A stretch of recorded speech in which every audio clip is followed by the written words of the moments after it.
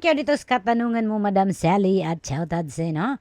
Comment niya ito doon sa video natin na mag-encourage tayo sa mga viewer natin at followers na mag-interact tayo, mag-comment, or tapusin natin yung panonood sa video natin. Kagaya nga nitong video ko. May natutunan kayo dito sa video ko. Baka naman, mag-comment kayo dyan sa baba. At the same time, i-share nyo na rin itong video. Pwede mo rin akong i-follow para madagdagan yung follower ko. Chalang. Diba sinasuggest nga ni Facebook na maglagay tayo ng pin post sa stars, sa subscription, sa creator storefront. Depende sa inyo yan kung paano nyo gawin yung content para hindi naman kayo magkaroon ng foul. Huwag lang yung to the point na parang magiging engagement bait na siya. Yung mga nagsasabi na mamili ako sa comment section, bibigyan ko ng ayuda, pangkape or pang-Gcash. Yun kasi parang hindi talaga siya organic.